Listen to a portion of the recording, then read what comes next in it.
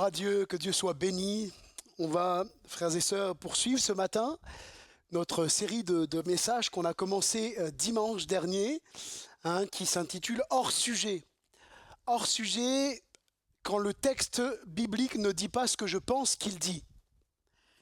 Et dimanche dernier, on a commencé de voir ensemble un des premiers textes. On les verra peut-être pas tous parce que ça peut tellement nous arriver parfois de faire des hors-sujets avec des textes bibliques, mais on va voir un peu les principaux, ceux qui ressortent le plus. Et on a vu dimanche dernier Matthieu 18, 20 qui dit « Là où deux ou trois sont assemblés en mon nom, je suis au milieu d'eux ». Et on a vu ensemble, en remettant dans le contexte, que ce texte traite de la discipline d'église. De la discipline d'église, et que finalement le Seigneur dit qu'il approuve et qu'il est là lorsque son église est amenée à prendre une décision après plusieurs étapes, etc. Si ton frère a péché, va reprendre-le. Si tu n'écoutes pas, reviens avec 2-3 personnes. Si tu n'écoutes toujours pas, reviens avec l'église. S'il n'écoute pas l'église, qu'il soit considéré comme un incroyant, un publicain, etc., etc. Donc on a vu que finalement, ce que Dieu est en train de dire dans ce texte, c'est que tout simplement, lorsque l'église doit prendre une mesure, eh ben, il est là. Et quelque part, en disant il est là, il approuve, c'est marqué dans la décision qui doit être à prendre. Donc on va voir ensemble maintenant un deuxième hors-sujet. Un texte qu'on a souvent mis en avant dans l'évangélisation, dans l'annonce de l'évangile. Pour ceux qui ne sont pas habitués au mot, quand on parle d'évangélisation, ce n'est pas une islamisation évangélique, pas du tout, mais c'est l'annonce de l'évangile. C'est ça que ça veut dire, d'annoncer l'évangile, donc le message que Jésus est venu apporter au monde. Et souvent on utilise ce texte en disant, voilà, Dieu te dit, j'ai mis devant toi la vie et la mort, la bénédiction, la malédiction, choisis la vie. Mais est-ce que ce texte se prête vraiment, quand on le remet dans son contexte, est-ce que ce texte parle aux non-croyants? Est-ce que ce texte a été écrit pour les non-croyants? Et parce qu'il y a des textes qu'on utilise, je suis sûr que vous avez tous déjà utilisé, approchez-vous de Dieu, il s'approchera de vous. Pourtant, il s'adresse à une église, ce texte-là. Et il y a comme ça des textes que l'on prend et qui sont un petit peu hors contexte, parce qu'on va voir un petit peu si vraiment Dieu demande de choisir. Est-ce que le message de l'évangile, c'est « choisis ». On va le voir ensemble. Vraiment intéressant. Donc ce texte concerne-t-il vraiment le non-croyant? Est-ce que c'est un texte qui doit être cité pour dire aux non-croyants qu'il faut qu'ils choisissent entre le diable et Dieu? Entre le péché et Jésus? Est-ce que le message de l'évangile serait un appel au choix? Ben, c'est ce qu'on va voir ensemble ce matin. On va lire dans Deutéronome 30 et on va faire la lecture intégrale parce que il y a des fois, c'est bien de faire la lecture intégrale. Et même si on voudrait vraiment faire une lecture complète, il faudrait même lire le chapitre 29. Vous voyez, on ne va pas le lire ensemble, ça sera un peu long. Mais si on voulait vraiment aller au bout du bout, il faudrait lire le chapitre 29. Vous allez voir parce que par quoi commence le texte. Donc, lecture Deutéronome chapitre 30. Lorsque toutes ces choses t'arriveront, vous voyez, il faudrait lire le chapitre 29 pour comprendre quelles sont les choses qui arriveront. Vous voyez, mais on va le voir ensemble. Lorsque toutes ces choses t'arriveront, la bénédiction et la malédiction que je mets devant toi, si tu les prends à cœur au milieu de toutes les nations chez lesquelles l'Éternel ton Dieu t'aura chassé, si tu reviens à l'Éternel ton Dieu, et si tu obéis à sa voix de tout ton cœur et de toute ton âme, toi et tes enfants, selon ce que je te prescris aujourd'hui, alors l'Éternel ton Dieu ramènera tes captifs, il aura compassion de toi, et il te rassemblera encore du milieu de tous les peuples chez lesquels l'Éternel ton Dieu t'aura dispersé. Quand tu serais exilé à l'autre extrémité du ciel, l'Éternel ton Dieu te rassemblera de là, et c'est là qu'il t'ira chercher. L'Éternel ton Dieu te ramènera dans le pays que possédaient tes pères, et tu le posséderas. Et il te fera du bien, et il te rendra plus nombreux que tes pères. L'Éternel ton Dieu circoncira ton cœur et le cœur de ta postérité. Et tu aimeras l'Éternel ton Dieu de tout ton cœur et de toute ton âme, afin que tu vives. L'Éternel, ton Dieu, fera tomber toutes ces malédictions sur tes ennemis, sur ceux qui t'auront haï et persécuté. Et toi, tu reviendras à l'Éternel, tu obéiras à sa voix et tu mettras en pratique tous ces commandements que je te prescris aujourd'hui. L'Éternel, ton Dieu, te comblera de bien en te faisant prospérer, prospérer tout le travail de tes mains et le fruit de tes entrailles, le fruit de tes troupeaux et le fruit de ton sol. Car l'Éternel prendra de nouveau plaisir à ton bonheur, comme il prenait plaisir à celui de tes pères. Lorsque tu obéiras à la voix de l'Éternel, ton Dieu, en observant ses commandements et ses ordres, écris dans ce livre de la loi, lorsque tu reviendras à l'Éternel ton Dieu de tout ton cœur, de toute ton âme. Ce commandement que je te prescris aujourd'hui n'est certainement pas au-dessus de tes forces et hors de ta portée. Il n'est pas dans le ciel pour que tu dises qui montera pour nous au ciel et l'ira chercher, qui nous le fera entendre afin que nous le mettions en pratique. Il n'est pas dans le ciel pour que tu dises qui montera pour nous. Oui, pardonnez-moi, là, je suis. Car je te prescris aujourd'hui d'aimer l'Éternel, ton Dieu, de marcher dans ses voies et d'observer ses commandements, ses lois et ses ordonnances, afin que tu vives et que tu multiplies et que l'Éternel, ton Dieu, te bénisse dans le pays dont tu vas entrer en possession. Mais si ton cœur se détourne, et si tu n'obéis pas, et si tu te laisses entraîner à te prosterner devant d'autres dieux et à les servir, je vous déclare aujourd'hui que vous périrez et que vous ne prolongerez pas vos jours dans le pays où vous allez entrer en possession après avoir passé le Jourdain. J'insiste un peu pour qu'on comprenne le contexte. J'en prends aujourd'hui, on arrive au texte, j'en prends aujourd'hui à témoin contre vous, le ciel et la terre. J'ai mis devant toi la vie et la mort, la bénédiction et la malédiction. Choisis la vie afin que tu vives toi et ta postérité, pour aimer l'Éternel ton Dieu, pour obéir à sa voix et pour t'attacher à lui, car de cela dépendent ta vie et la prolongation de tes jours. Et c'est ainsi que tu pourras demeurer dans le pays que l'Éternel a juré de donner à tes pères, à Abraham, Isaac et Jacob. Amen. Pardonnez-moi, la lecture était un peu longue, mais combien importante pour resituer dans le contexte. Le premier point, c'est comment choisir sans pouvoir agir. Ah, drôle de question que je pose là. Comment choisir alors que ma nature intérieure n'a pas vraiment le choix? On va le voir ensemble. Comment choisir sans pouvoir agir? Nous allons voir que cet appel de Dieu à choisir ne s'adresse pas aux non-croyants, car celui-ci n'a pas la capacité de se tourner par lui-même vers Dieu sans une grâce de Dieu, sans une intervention de Dieu. Il n'a pas la capacité humaine de se tourner vers Dieu. Sinon, si on dit une telle chose, il faut accepter de dire, finalement, mon salut, il était par mes œuvres. Parce que j'ai réussi par moi-même à avoir la capacité de m'approcher de Dieu. Or, Éphésiens 2,8 nous dit que le salut, il est à 100% de Dieu. C'est par grâce que nous sommes sauvés par le moyen de la foi. Et cela ne vient pas de vous. Pas une goutte ne vient de nous pour qu'on ne puisse dire, tu vois Seigneur quand même, c'est moi qui t'ai choisi. Jésus va dire, c'est pas vous qui m'avez choisi, c'est moi qui vous ai choisi. Alors avant cela, avant d'aller plus loin, il est essentiel d'effectuer un travail de recontextualisation. Quand nous lisons les textes bibliques, pour éviter de commettre certaines erreurs, ce qu'on appelle des erreurs exégétiques, c'est-à-dire des erreurs d'interprétation des textes bibliques. Le chapitre 30 commence par « Lorsque toutes ces choses t'arriveront ». Donc c'est là où j'en venais tout à l'heure. Quelles sont ces choses qui arriveront? Là, il faut regarder dans le chapitre précédent où Dieu, par l'intermédiaire de Moïse, renouvelle son alliance avec le monde entier. Non, avec Israël, avec le peuple hébreu qui va rentrer là dans quelques moments, dans une période très courte. Il s'apprête à rentrer sous la direction, sous le leadership, sous la conduite de Josué. Il va rentrer en Canaan. Et Dieu, là, renouvelle son alliance envers le peuple et lui dit, voilà comment il va falloir que tu te comportes. Voilà comment il va falloir que tu agisses. Voilà ce que j'attends de toi.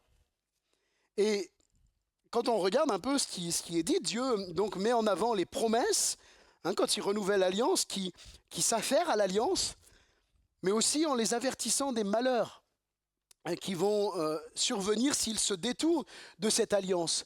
Ben oui, parce que nous on dit, mais Dieu, vous savez, certains ont du mal à accepter que Dieu puisse corriger, mais il y a une réalité, c'est que on sème on récolte ce que l'on sème. C'est une loi naturelle. Si vous prenez votre voiture et que vous roulez à 300, je ne suis pas sûr que toutes les voitures ici aillent à 300 sur l'autoroute, et il y a les jumelles qui sont là avec les gendarmes, vous pouvez être sûr que vous allez y passer. Vous allez pouvoir dire, mais Seigneur, il m'a envoyé une épreuve. Non, tu n'as rien envoyé du tout, le Seigneur. C'est toi qui t'es provoqué ta propre épreuve. C'est pas le Seigneur. Et là, ce que Dieu est en train de faire au chapitre 29, c'est qu'il avertit. Et en fait, la Bible, comme ça, est partagée entre les promesses de Dieu, que Dieu fait à son peuple. Je te garderai, je te bénirai, nul ne les ravira de ma main, je leur donne la vie éternelle, elles périront jamais. Et d'un autre côté, il y a des avertissements. Si tu t'éloignes de moi, eh bien voilà ce qui risque de t'arriver. Et c'est ce que là, finalement, Dieu fait. Il avertit son peuple. Donc on voit bien que cette parole ne concerne pas la capacité de choix que Dieu donnerait aux personnes qui ne croient pas en lui, mais que cette parole concerne le peuple d'Israël, que Dieu préparait à entrer dans le pays promis. Le verset 19 n'est pas fini parce qu'au verset 20, il est écrit « C'est ainsi que tu pourras demeurer dans le pays que l'Éternel a juré de donner à tes pères. » Donc si vous voulez appliquer ce texte aux non-croyants, il faut leur dire qu'il y a un pays qui leur est réservé. Alors vous allez me dire « Oui, mais on va spiritualiser, on va dire oui, c'est la vie éternelle, etc. » Mais quand on prend le texte, il parlait au milieu d'autres nations, etc. Donc il faut être prêt à dire aux non-croyants, en fait, tu vas aller conquérir une terre. Vous voyez, il y a quelque chose qui ne sonne pas. Quelque chose qui ne sonne pas. Se baser sur ce texte pour affirmer que l'homme a un potentiel libre arbitre pour venir à Dieu par lui-même, c'est un gros hors-sujet. Hors-sujet que moi-même j'ai fait, donc je ne suis pas là en train de jeter la pierre à quiconque ou quoi que ce soit, mais déjà le premier point que je voudrais souligner avec vous, c'est que on n'est pas libre sans l'arbitre. Comprenez le jeu de mots sur le libre arbitre là, on n'est pas libre sans l'arbitre. L'arbitre avec un grand A. J'ai mis un petit A, mais en fait, je croyais que j'avais corrigé, mais ça ne s'est pas corrigé. On n'est pas libre sans l'arbitre avec un grand A, le juste juge, le roi des rois, le roi de gloire, celui qui juge, celui qui sonde les cœurs et les reins, celui qui touche les cœurs. On n'est pas libre sans lui. Il n'y a pas de vraie liberté sans Christ. Ce petit jeu de mots pour montrer cette réalité biblique qu'il n'y a pas de libre arbitre en dehors de Dieu. Que ça plaise ou que ça ne plaise pas. La vraie liberté, elle se trouve en Christ. Jean 8, 36. Là, un texte là, qu'on aime citer aussi à ceux qui découvrent la foi. Si le Fils vous affranchit, vous libère, vous serez réellement libre. Ça veut dire qu'il n'y a pas de possibilité de liberté en dehors de Christ. Ça veut dire que la certaine liberté, parce qu'on a on va y venir après, on a un certain libre arbitre que le réformateur appellera, le réformateur Martin Luther appellera le serf arbitre. Mais on verra ensemble de quoi Luther parlait là-dessus. Mais en dehors de Christ, il n'y a pas de libre arbitre. Adam en Éden, il possédait ce libre arbitre. Parce que parfois on dit oui, mais si tu dis qu'il n'y a pas de libre arbitre, regarde Adam. Et Adam fait partie, c'est le premier homme de l'humanité. Et Adam avait ce libre arbitre.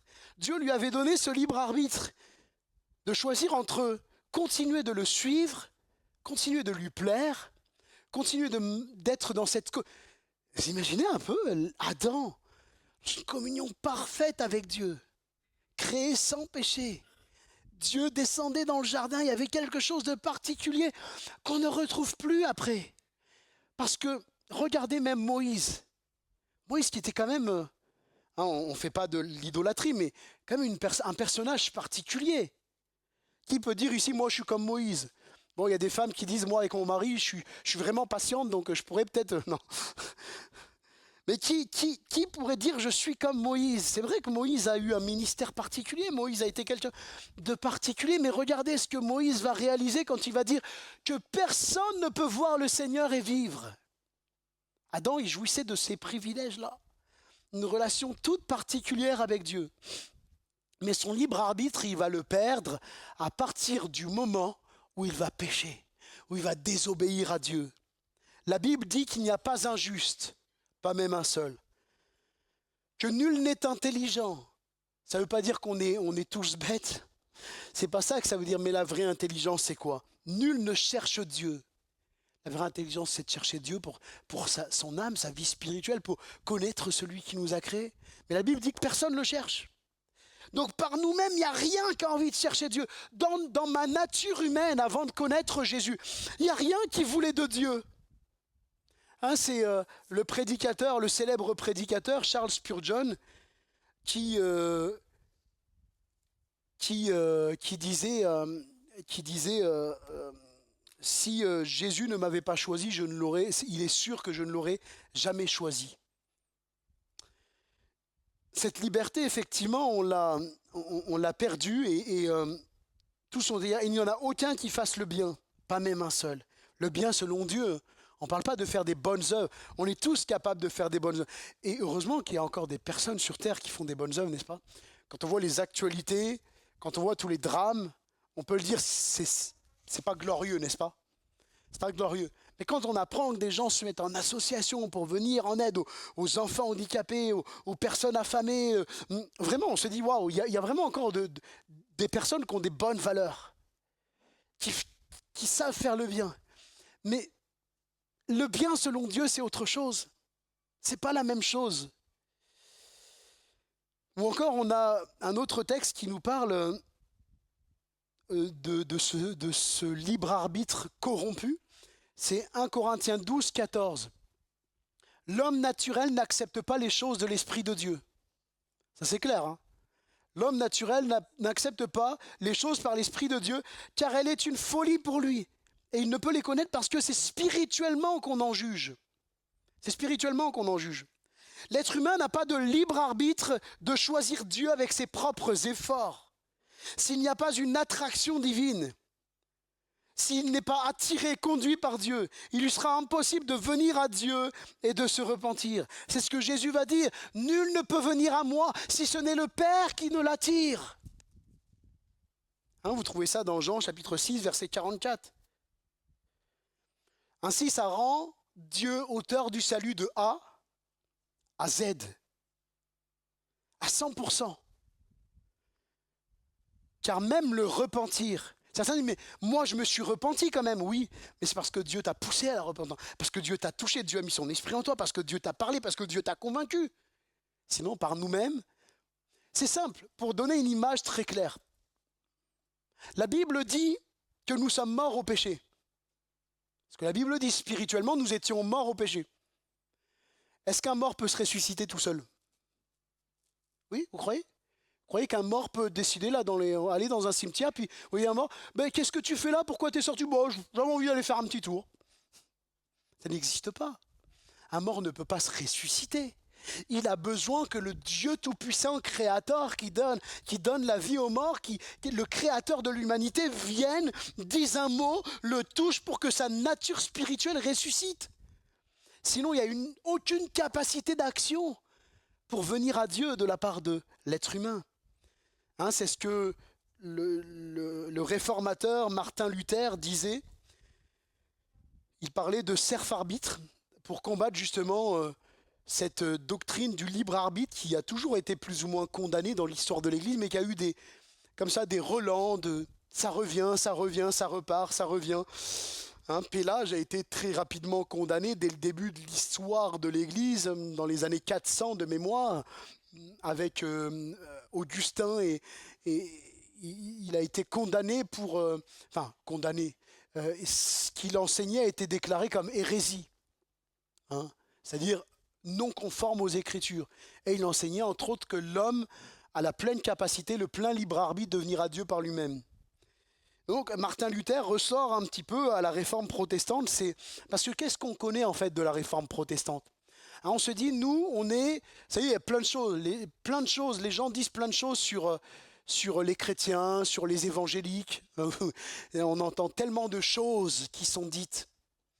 Finalement, qu'est-ce que c'est que la réforme protestante? On dit on est issu de la réforme protestante, mais c'est quoi? Là, si je vous demande simplement de me dire quels sont les 5 solas que Luther a mis en avant, est-ce que tous sont capables de me dire, voilà, Luther, il a mis en avant ça, ça, ça, ça, ça, ça. Qu'est-ce qu'on connaît de l'héritage de Zwingli, de Calvin, de tous ces hommes qui ont été, que Dieu a utilisés puissamment pour qu'aujourd'hui nous puissions avoir chacun dans nos mains une Bible. Donc je poursuis, Martin Luther mettait en avant le serf-arbitre, c'est-à-dire que l'homme peut choisir à une certaine norme morale, il peut choisir de faire des bonnes actions, de résister à certaines tentations, parce qu'il sait que cela peut être dommageable, peut lui faire du mal. Par exemple, un mari, même s'il n'est pas chrétien, et qu'il est sollicité par une autre femme, peut dire non, moi je suis fidèle à ma femme. Il y en a aussi. Non, vous ne croyez pas? Non, vous êtes sceptique. Une femme peut dire, répondre à des sollicitations de collègues, d'amis, dire non, moi je suis fidèle à mon mari. Donc elle résiste, même si peut-être il peut y avoir une attraction, il est gentil et ceci, ou elle est gentille, ceci, cela. Mais non, moi c'est ma femme, c'est mon mari. Capable de choisir de certaines choses. Capable même de choisir une religion. L'homme sans Dieu est capable de choisir une religion, capable de choisir des croyances. Par contre, parce que chacun est esclave de ce qui a triomphé de lui et le péché a triomphé de nous, nous sommes esclaves du péché. Donc il nous est impossible de choisir Dieu par nous-mêmes. La Bible dit que tous ont péché, sont privés de la gloire de Dieu. Ainsi, personne ne peut s'approcher de Dieu par lui-même. C'est seulement par la régénération que Christ opère dans le cœur du croyant que le libre arbitre est restauré. Que le croyant peut à nouveau choisir entre faire la volonté de Dieu ou faire sa propre volonté. Décider de plaire à Dieu, d'obéir à la parole de Dieu ou de ne pas y obéir. Vous voyez, ça change la donne avec ce que parfois on peut dire sur les chrétiens. Nous ne sommes pas obligés. Dieu nous a laissé un libre arbitre. Mais notre cœur, la Bible dit qu'il met en nous le vouloir et le faire selon son plaisir. Donc le croyant, bien sûr, mais nous y reviendrons, cherchera toujours de tout son cœur bout pour faire la volonté de Dieu. Donc je continue. Choisir ou se repentir. C'est quoi le message de l'Évangile? Est-ce que le message de l'Évangile est un appel à choisir? Ou est-ce que le message de l'Évangile est un appel à se repentir? Est-ce que Jésus, quand il vient dans le monde, il dit « Choisissez qui vous voulez servir ». Choisissez Dieu ou choisissez le diable. Est-ce qu'il peut sortir de la bouche de Jésus cette phrase-là? Choisis le diable ou choisis Dieu? Choisis le diable. Est-ce que Jésus est capable de dire à un être humain, choisis le diable? Moi, je ne crois pas. Je ne crois pas que Jésus puisse faire ça. Bien sûr, il peut tout, on est d'accord. Mais Jésus ne dira jamais à un être humain de choisir soit Dieu, soit le diable, parce qu'il sait que de toute façon, sa nature le pousse loin de Dieu. Donc, qu'est-ce que Jésus a prêché? Est-ce que Jésus a prêché le fait de choisir? On va voir ensemble. Jésus donne la réponse à cette question. On voit dans la première prédication de Christ, dans Matthieu chapitre 4, verset 17. Il ne s'affichera pas à l'écran, mais vous pouvez le vérifier sans problème. Matthieu chapitre 4, verset 17. Dès ce moment, Jésus commença à prêcher, Matthieu 4, 17, et à dire, choisissez Dieu ou choisissez le diable. Non. C'est pas ce que Jésus dit. Matthieu 4, 17, vous pouvez vérifier. Repentez-vous. Repentez-vous, car le royaume des cieux est proche. Est-ce que vous croyez que derrière ces simples mots, la puissance de Dieu peut toucher un cœur? Est-ce que vous croyez, quand vous discutez avec votre ami, que vous dites, c'est quoi l'évangile? C'est quoi de croire en Dieu? Mais vous lui dites, mais tu sais, j'ai réalisé que j'avais besoin de me repentir, que tout être humain a besoin de se repentir, de demander pardon à Dieu d'avoir vécu sans lui. Peut-être c'est le cas de quelqu'un ce matin. Peut-être que tu vis loin de Dieu, tu vis sans Dieu. Eh bien, j'aimerais te dire, Dieu t'appelle à te repentir. C'est-à-dire à demander pardon pour tes péchés, pardon pour le mal que tu as pu faire, dire, penser, écouter, regarder, tout ce que tu veux. Ce mal qui est dans le cœur de l'être humain depuis sa tendre enfance. Simplement d'un cœur sincère, tu places ta foi en Jésus qui est mort sur la croix pour pardonner tes péchés. Tu dis, Jésus, j'ai rien compris, j'ai pas compris grand-chose, mais j'ai compris que je vivais sans toi. Et j'ai compris que j'avais besoin de toi pour aller au paradis, pour être sauvé, que j'avais besoin de toi pour être comblé intérieurement, que j'ai besoin de toi pour vivre. Alors je te demande pardon. Je te demande pardon pour mes péchés. Je te demande pardon d'avoir vécu sans toi. Et maintenant, Jésus, je veux vivre ma vie pour toi. De dire cela, ça change une vie. Parce que derrière, quand on ne peut pas le dire par nous-mêmes, c'est Christ qui vient toucher nos cœurs pour que nous puissions le faire. Donc croyez, frères et sœurs, que derrière ces simples mots, repentez-vous, ce n'est pas une formule magique, mais c'est l'appel de l'évangile. Et que quand vous délivrez l'appel de l'évangile, derrière la puissance de Dieu se manifeste. C'est une réalité. Dieu confirme sa parole. La Bible dit que la parole de Dieu ne retourne pas à lui sans avoir porté du fruit. Croyez-le. Il n'y a pas besoin de mettre des techniques. On n'est pas des manipulateurs. On n'est pas des gourous qui vont mettre en place tout un tas de techniques, tout un tas d'ambiances, tout un tas de trucs pour essayer de convaincre les cœurs. Ce n'est pas nous qui convainquons les cœurs, c'est le Seigneur. Et heureusement qu'il fait mieux que nous. Parce que nous, juste des fois, juste les gens, ils voient comment on vit. Je parle pour moi. Juste ils voient mon caractère, des fois les gens, ils n'ont pas envie de venir à l'évangile. Non, je suis le seul. Bon, moi je suis le seul, hein, c'est pas grave. C'est vrai. C'est pour ça qu'on dit souvent aux gens, ne t'attache pas à l'homme. L'homme, il peut te décevoir. Le chrétien, l'homme est capable du meilleur comme du pire. Le chrétien, il est capable de faire des choses mauvaises. Il est capable de blesser des gens. Il est capable... Il y a Dieu dans sa vie pourtant. Mais il y a toujours ce combat intérieur qui est là entre le péché et Dieu, entre marcher avec Dieu de tout son cœur. Et il marche avec Dieu de tout son cœur, mais le péché veut reprendre ses droits. Le chrétien, c'est quelqu'un comme tout le monde. C'est pas un zombie, c'est pas un extraterrestre. La seule chose qui diffère du chrétien et du non-chrétien, c'est que l'Esprit de Dieu vit en lui.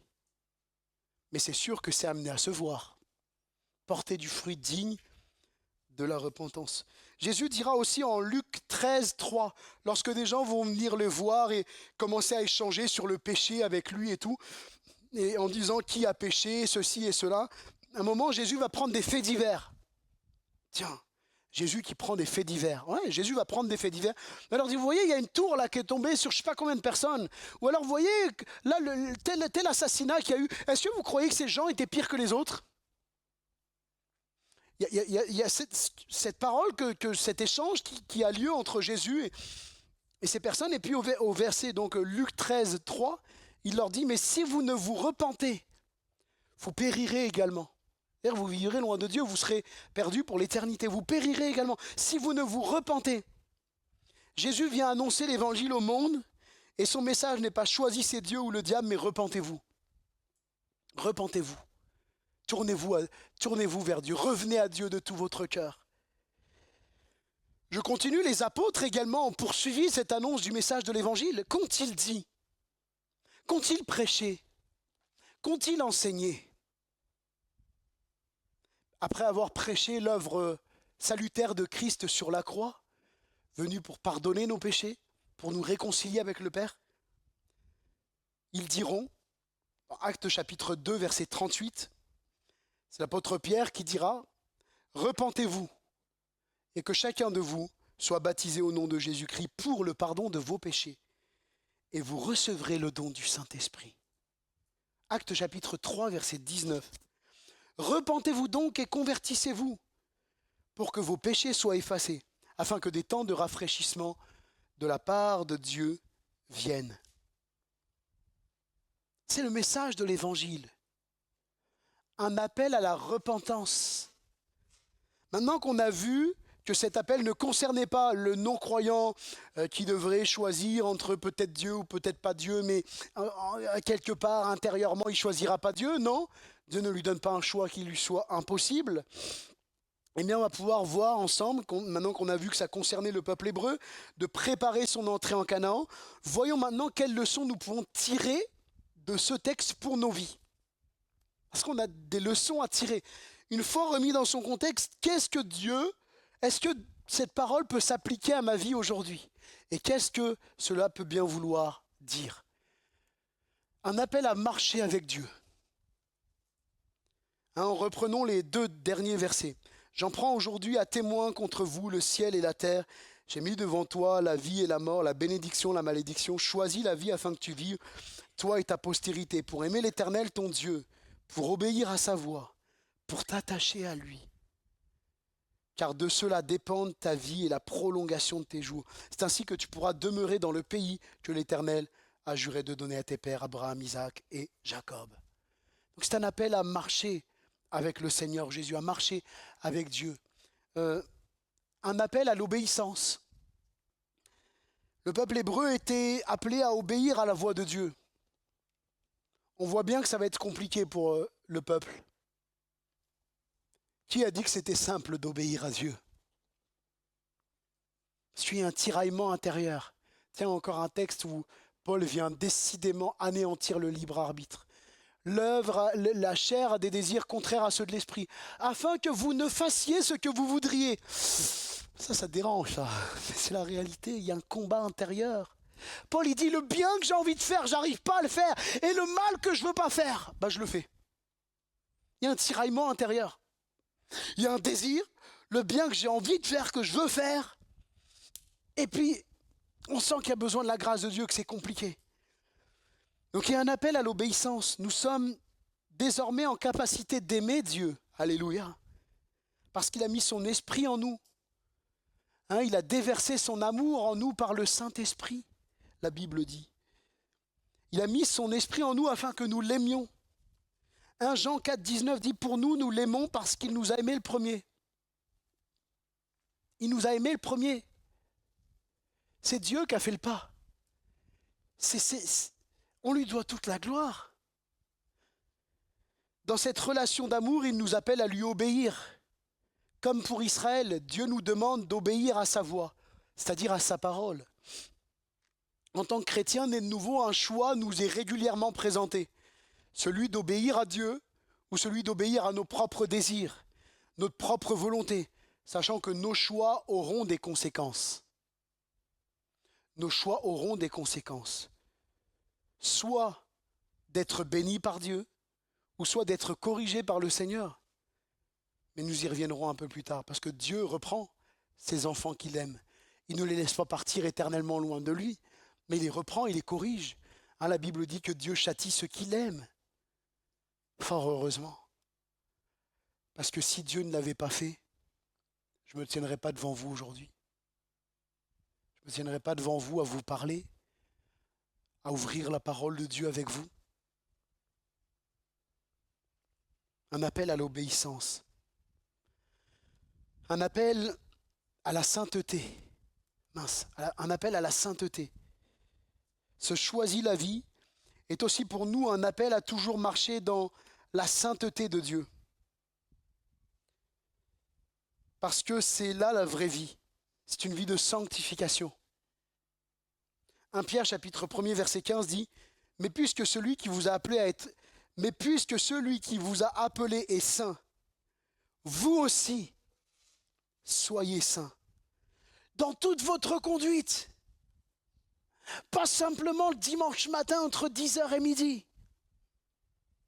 Pas simplement sur un temps où je vais croiser un chrétien, hop, je corrige ma conduite et ça y est, j'ai mis ma veste de chrétien. Là, je suis le bon chrétien. C'est bon, personne ne me voit, j'enlève ma veste et je redeviens comme... Non, dans toute votre conduite, dans notre conduite envers nos collègues de travail. Oh, c'est dur, Seigneur. Non. Dans notre conduite envers nos enfants. C'est dur aussi, ça, des fois.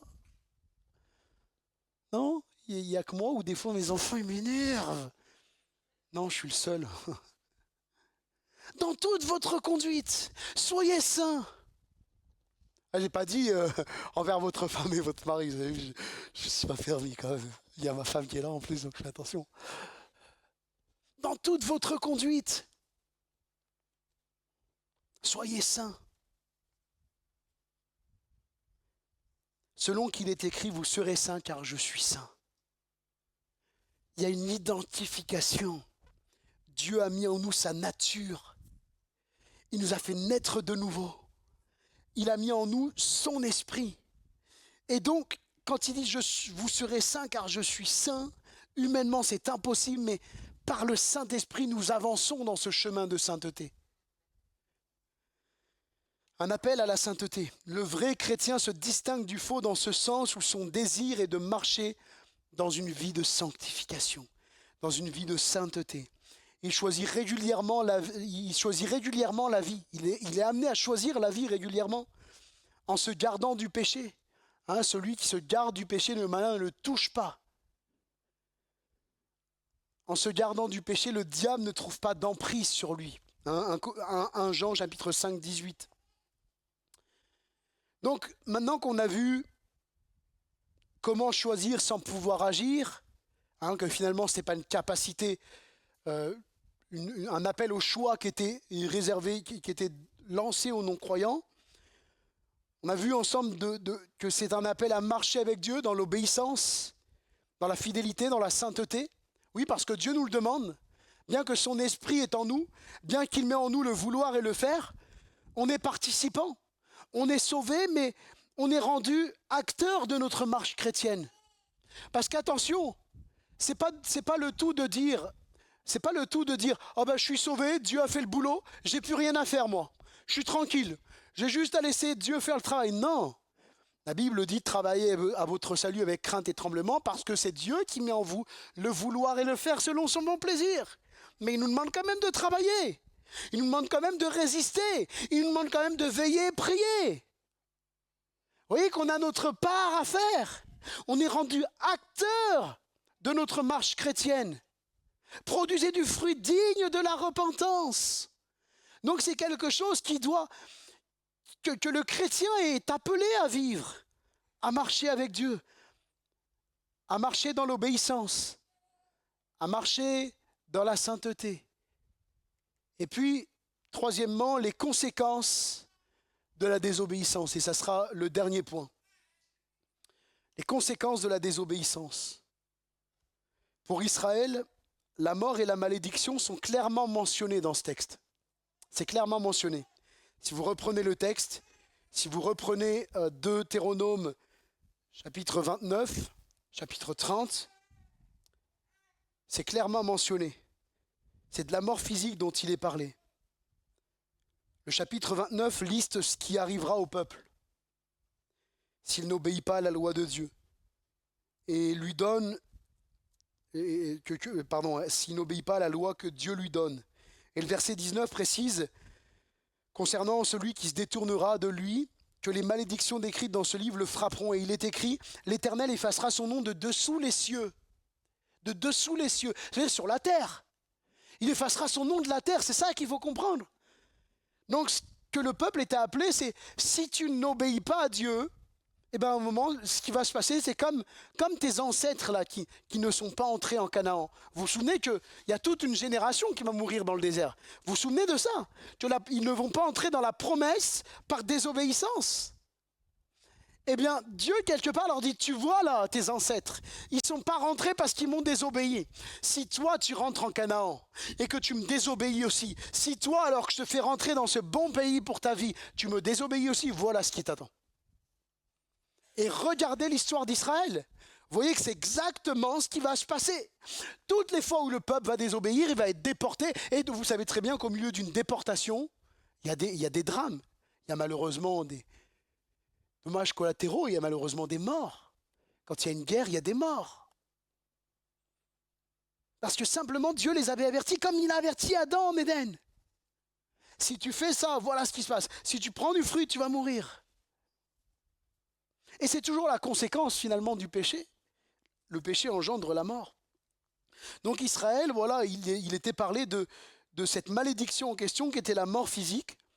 En tout cas, ce que nous pouvons souligner, c'est que Dieu avait prévenu le peuple des conséquences de la désobéissance. Et ce que nous pouvons relever, c'est que nous récoltons ce que nous semons. Dieu explique à son peuple que s'il désobéit, il sera sanctionné. Il le ramène à prendre conscience qu'il est un Dieu juste qui attend de son peuple qu'il marche selon sa parole. Il y a une vraie leçon spirituelle derrière ce que Paul décrit. Une vraie leçon spirituelle derrière ce texte que Paul décrit dans Galates chapitre 6 verset 7. Ne vous y trompez pas, on ne se moque pas de Dieu. Ce qu'un homme aura semé, il le moissonnera aussi.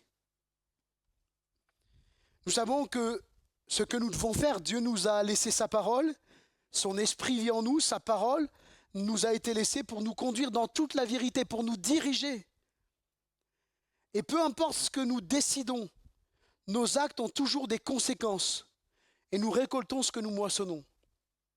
La bénédiction quand nous marchons avec Dieu, quand nous obéissons à Dieu, c'est pour ça que j'ai dit peu importe ce que nous faisons, c'est que si on obéit à Dieu, on récolte ce qu'on sème. Si on désobéit à Dieu, on récolte aussi ce qu'on sème. Mais derrière, il y a toujours un rôle pédagogique de la part de Dieu. Il ne laisse pas les conséquences dans le but de nous nuire et de nous mettre à terre et de nous perdre éternellement, mais il permet les conséquences pour nous apprendre, pour nous corriger, pour nous instruire. Rappelons-nous que chaque fois que les tentations surviendront, ma décision ne restera pas sans conséquence. Rappelons-nous bien de cela. Quand les tentations arrivent, quand les luttes et les combats sont là, mes décisions ne resteront pas sans conséquence. Ce que je sème, je le moissonne. Et puis, dernier point, Dieu reprend ses enfants désobéissants. Quand Dieu parle de malédiction, de mort, ce n'est pas pour perdre son peuple éternellement en enfer, mais il s'agit plutôt d'une situation matérielle, une situation dont lui-même est au contrôle, parce qu'il est capable à tout moment de faire arrêter, et il le dira que si le peuple revient de ses mauvaises voies, de ses mauvaises décisions, s'il se repent, Dieu le restaure. Donc quand Dieu donne un avertissement à son peuple, ce n'est pas définitif en disant « mais t'es perdu ». C'est pour l'avertir qu'il faut qu'il s'accroche à lui, de tout son cœur. Dieu nous donne des avertissements dans sa parole et parfois ils sont durs à entendre. Mais Dieu le fait pour notre bien. Dieu corrige et reprend ce qu'il aime. Tel un papa, une maman va reprendre ses enfants. Est-ce que vous pensez que aimer ses enfants, c'est les laisser faire tout ce qu'ils ont envie? Voilà, Dieu pense pareil. Parce qu'il nous aime, il aime ses enfants, il ne leur laisse pas faire tout ce qu'ils ont envie, vas-y, pas de souci. Mais donc il les corrige, il les reprend, il les aime, il les prend dans ses bras. 1 Corinthiens chapitre 11, versets 31 à 32, si nous nous jugions nous-mêmes, nous ne serions pas jugés. Mais quand nous sommes jugés, nous sommes châtiés par le Seigneur, afin que nous ne soyons pas condamnés avec le monde. Notez bien ceci, c'est ça l'assurance du chrétien. Il n'est pas condamné avec le monde. Alléluia. Oh, je croyais entendre plus d'amen, moi. Le chrétien, il n'est pas condamné avec le reste du monde. Mais si le Seigneur le châtie, le reprend, c'est parce qu'il l'aime, c'est pour le garder près de lui. Et moi, je bénis le Seigneur, parce que des fois, ces corrections ont peut-être été dures à mon égard, mais salutaires pour mon âme,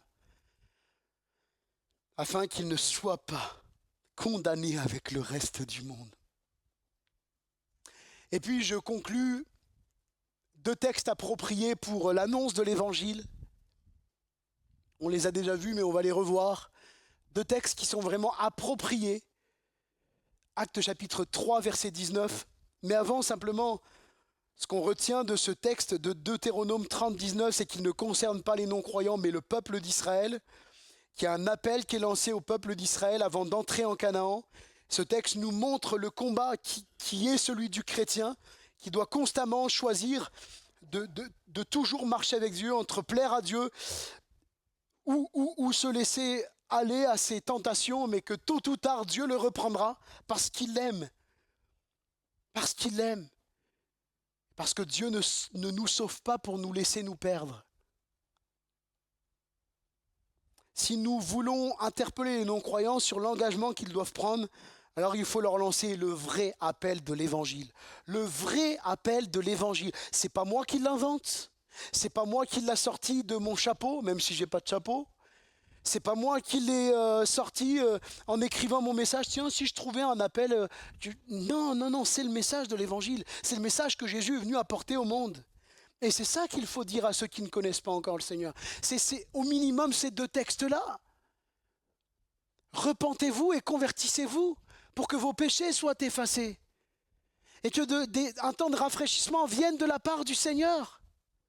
Si tu veux être réconcilié avec Dieu, nous vous en supplions, soyez réconciliés avec Dieu, la Bible dit. Si tu veux être réconcilié avec Dieu, il faut que tu te repentes. Tu ne peux pas rester comme ça, vivre loin de Dieu, et pensant que peut-être un jour, parce que Dieu est amour, il va t'accueillir au ciel. Et puis aussi, il y a ce texte, celui qui croira. Vous voyez, j'enlève quelques instants, mais on le remet. Celui qui croira, j'ai mis en grâce, sera sauvé. Parce que c'est ça la conclusion. Jésus imbrique le baptême dedans pour qu'on comprenne que le baptême est un acte d'obéissance qui ne nous sauve pas, mais qui fait partie du plan de salut. Hein, ça fait partie, c'est englobé dedans. On ne peut pas dire, je suis sauvé, je n'ai pas besoin d'être baptisé. C'est inclus dedans. Vous comprenez ? Mais regardez, on voit que ce que ce texte veut dire, celui qui ne croira pas sera condamné. Donc, qu'est-ce qui nous sauve? Qu'est-ce de la condamnation? C'est le fait de croire. Et c'est d'amener les gens à dire, mais il faut que tu places ta foi en Jésus. Et si peut-être c'est le cas de quelqu'un ce matin, et je lance cet appel pour terminer, et ensuite on va prier, on va terminer ces moments, je lance cet appel ce matin, s'il y a quelqu'un qui peut-être vit encore sans Dieu. Moi, je ne suis pas capable de toucher ton cœur. Je peux te parler de plein de choses. Tu pourrais discuter avec plein de chrétiens qui te partageraient ce qu'ils ont vécu avec Dieu.